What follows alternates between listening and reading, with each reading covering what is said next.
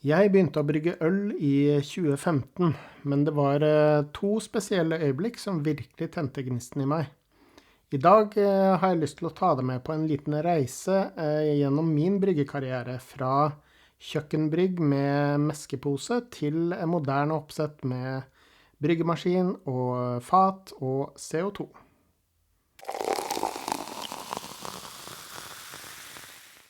Så hvordan startet det hele egentlig? Jeg snakket om to spesielle øyeblikk. Det ene, det var broren min som hadde brygget noe øl hjemme på kjøkkenet sitt. Det var ikke en stor batch, sånn som jeg brygger i dag, men nok til å dele litt med broren sin. Det smakte helt utrolig godt, og jeg var egentlig ganske imponert over det han hadde fått til med bare litt korn, vann og humle, og gjær selvfølgelig. Så jeg ble egentlig ganske interessert etter å ha fått smake det han hadde lagd. Den andre tingen, det var en liten jobbreise som jeg var med på rundt den samme tida. Vi dro til Larvik og hadde, jeg tror det var 1 døgn på Farrisbad. Og rett i nærheten av Farrisbad så ligger, eller i hvert fall lå, Larvik mikrobryggeri. Hele firmaet gikk inn på Larvik mikrobryggeri og fikk smake noe av det de hadde lagd, og vi fikk også en omvisning inne på bryggerommet. Nå var det sånn i hvert fall, jeg har ikke vært der på lenge, men det var sånn at når du var i baren så kunne du se, det var vindu inn til selve bryggerommet. Og det var jo ganske spennende i seg selv, men det at en bryggemester viste oss rundt og forklarte litt av prosessen, det var også med på å tenne den her berømte gnisten i meg. Så da jeg kom hjem derfra, så begynte jeg å undersøke litt, og fant ut at det var både lov og så veldig gøy ut. Det endte da til slutt med at jeg dro på brygg selv, og fikk tak i et startsett. Startsettet bestod av en kjele av ganske grei størrelse, jeg tror den var på 35 liter eller noe sånt. En meskepose, et gjæringskar og litt annet nødvendig utstyr, for eksempel en dyppkjøler, for å kunne kjøle ned vørtere ganske kjapt etter kok. Det var også med hydrometer og litt andre forskjellige ting, så da var jeg faktisk klar til å begynne å brygge, trodde jeg. Det første brygget, det tok ufattelig lang tid. Jeg hadde en gammel komfyr med stålplater, ikke induksjon sånn som mange har i dag, så det å få varma vann til skylling og det å få vørter opp til kok etter mesking, det var litt av en prosess. Det tok 2-3 timer, tror jeg, å få det her vørter opp til kok, og langt ut på natta så var jeg endelig ferdig. Ølet var en pale ale, en øltype som jeg liker veldig godt, så resultatet, det var jo helt over all forventning. Smakte helt nydelig, og ikke minst det at jeg hadde lagd det selv var utrolig spennende. Jeg brygga vel 1 eller 2 batcher til med det oppsettet, men synes at meskepose for meg så var det en tungvint prosess. Jeg var ikke helt fornøyd med det å bruke meskepose. Jeg vet at mange er veldig fornøyd med det, og at det funker bra i deres oppsett, men for meg så var det ikke helt det jeg var ute etter. Så da var det ut på Google og prøve å finne en løsning, og løsningen det ble en ganske stor kjøletønne fra Iglo som jeg kunne meske i stedet for å bruke den meskeposen. Det er en plastkran på disse Iglo-tønnene, så da kjøpte jeg i stedet en kuleventil og bytta ut den plastkrana. Det funket greit, men jeg så at jeg fikk en del kornrester i koken. Så da måtte jeg ut på Google og finne en løsning på det også. Løsningen ble da en kobbermanifold som jeg lagde selv for å passe perfekt oppi denne tønna fra Iglo. Jeg brukte et dremmelverktøy til å kutte kobberrørene i riktig lengde, og også til å lage slisser i bunn, sånn at den plukket opp vørter og ikke korn. Jeg lodde alt sammen og sørget for at jeg kunne ta halve manifolden fra hverandre, sånn at jeg kunne vaske den. Den funket kjempebra. Fra da og ut så fikk jeg bare vørter og ikke korn. I tillegg så hadde jeg jo det problemet med at komfyren min var alt for svak. Jeg hadde ikke lyst til å vente i timesvis på at vørteren skulle komme opp til kok, og at den skulle koke ferdig. Det var heller ikke noe sånn voldsom rullende kok, sånn som de anbefaler, så jeg kjøpte meg en induksjonsplate på 3500 watt fra Bryggsel. Da ble det vei i vellinga. Den funket kjempebra. Mye bedre enn disse gamle stålplatene på den gamle komfyren min. Skyllevann, det måtte jeg koke opp på forhånd, og jeg brukte jo den samme kjelen som jeg brukte til å koke vørteren. Så det jeg måtte gjøre var å finne en løsning på det, og det ble Biltema og en kjøleboks. Det hjalp til å holde skyllevannet varmt nok, sånn at jeg hadde riktig temperatur på det etter at meskinga var over. Så var det jo litt skummelt egentlig å helle skyllevannet. Jeg hadde ikke noen løsning for å helle skyllevannet over, så det ble på en måte en sånn batch sparge med masse skyllevann på en gang. Det hadde gått noen år nå, og jeg begynte å finjustere utstyret litt, så det neste på lista, som egentlig kanskje burde vært enda litt før på lista, det var å skaffe meg en måte å kontrollere gjæringstemperaturen på. Litt feil rekkefølge her kanskje, men det funket greit. Jeg har et kjellerrom som holder en stabil temperatur, så ale klarte jeg å brygge uten at temperaturen ble alt for ille.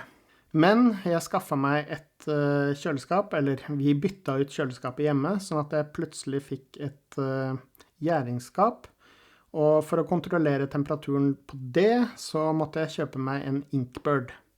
Det gjør jo at jeg kan holde veldig stabil temperatur i det kjøleskapet, og også at jeg kunne begynne å brygge lager, for det skal jo ha litt lavere gjæringstemperatur enn ale. Så jeg brygget meg en lager og ble fornøyd med prosessen, men egentlig litt skuffet over selve produktet. For da hadde jeg brygget hveteøl, jeg hadde brygget pale ale, IPA, mørkere øltyper, flere forskjellige, og synes jo egentlig at det her lagerølet var litt smakløst. Men det ble jo drukket opp, så ille var det kanskje ikke. Jeg brygget 17 batcher på 7 år. Det er jo egentlig ikke veldig mye, men opp gjennom åra så var det flere og flere ting som gjorde at jeg syntes det var litt ork å komme i gang med å brygge. Litt tidkrevende. En ting var at det var ganske mye manuelt arbeid, mye løfting med varme væsker, både skyllevann og etter kok, så måtte jeg få hele kjelen fra der det kokte og over til vasken, for å kunne koble til denne dyppkjøleren min. Og det tok veldig lang tid også å overføre til gjæringskar, fordi jeg hadde ikke noe filter. Jeg hadde ikke noe ordentlig filter i kjelen min. Så etter kok så fikk jeg ufattelig mye humlerester og proteinrester og alt mulig også, ned i gjæringskaret. Så jeg prøvde å sile det her, men silen gikk tett, og nei, det var mye som ikke var helt sånn som det skulle være. I tillegg så flasket jeg alt ølet mitt, og det å flaske ølet, det er også en tidkrevende prosess. Ikke nok med at du bruker 7-8 timer i løpet av en byggedag, men jaggu skulle jeg bruke 2-3-4 timer på å flaske ølet etterpå også. Og det er jo både det å vaske flaskene og desinfisere dem, fylle dem, korke dem og sette dem til karbonering. Alt det her tok mye tid og var mye manuelt arbeid. Ølbrygging er jo mye manuelt arbeid, men det var ting som gjorde at jeg etter hvert begynte å se meg om etter en ny løsning. Jeg ville rett og slett ha en enklere og raskere prosess. Derfor gikk jeg ut på Finn og søkte etter bryggemaskiner, og jeg brukte jo Google og YouTube for alt det var verdt for å finne ut hvilke bryggemaskiner det var verdt å satse på, som ikke kostet en formue. Jeg har jo en drømmemaskin som kanskje er litt i dyreste laget, men som jeg håper å få til etter hvert. Men jeg endte opp med en brukt Grandfather G30, som jeg hentet på andre siden av byen, og det som var fint med det var at det fulgte med en CO2-flaske og 3 fat. Så da kunne jeg si ha det til flaskinga og fatet fra nå av. Det å ha en moderne bryggemaskin, sånn som Grandfather, det gjør at prosessen blir enklere og raskere. Og det har virkelig boostet motivasjonen enda flere hakk. Så de siste 3 årene har jeg brygget like mange batcher som jeg gjorde de første 7 årene. Så jeg er vel oppe i rundt 34 totalt. Det er jo ikke mye for å ha brygget i 10 år, men litt erfaring har jeg jo under beltet. Grandfatheren er jo fin, men den har ikke vært helt perfekt. En ting har vært disse platene, bunnplata og topplata med silikonring. Det synes jeg var en pain.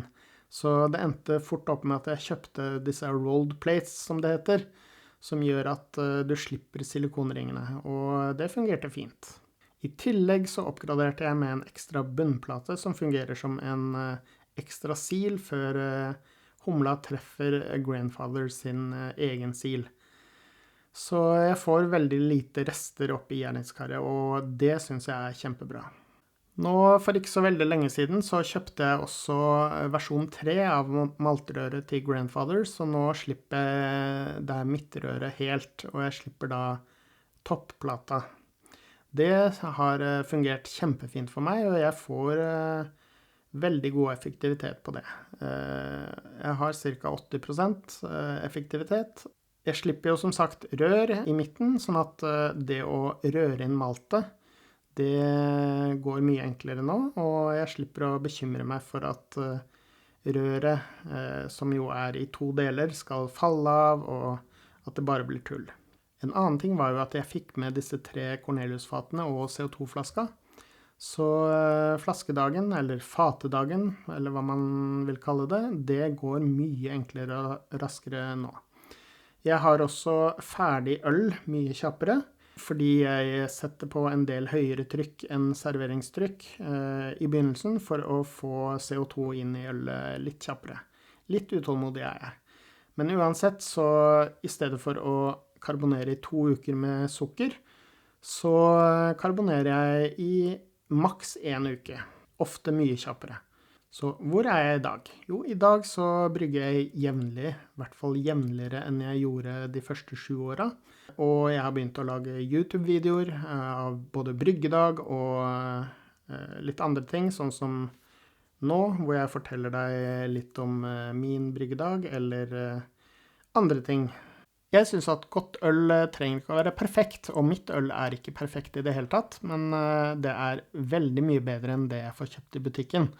Og jeg kan brygge mye mer variert enn det jeg får kjøpt i butikken også. Og ikke minst eksperimentere med en hobby som jeg liker å drive på med. Eller kanskje det er 2 hobbyer nå.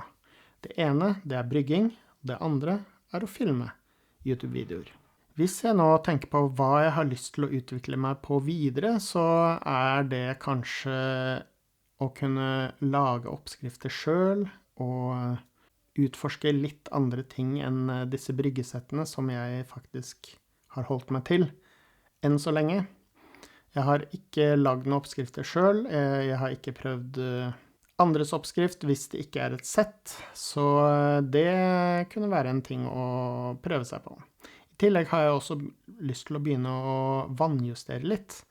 Ølet blir godt, men så mange steder og videoer jeg har sett, så ser jeg at det kan bli enda bedre hvis du justerer vannet ditt noe. Vannprofilen fra vannverket mitt, det har jeg, og da gjelder det egentlig bare å dytte det inn i bryggesoftwaren jeg bruker, og legge til de tilleggene som den foreslår at jeg skal bruke. Hvis du likte den videoen her, og liker bryggevideoer generelt og ølbrygging, så gi meg gjerne en tommel opp. Og så kan du jo se på denne videoen her som neste på lista di, og så snakkes vi senere. Ha det bra!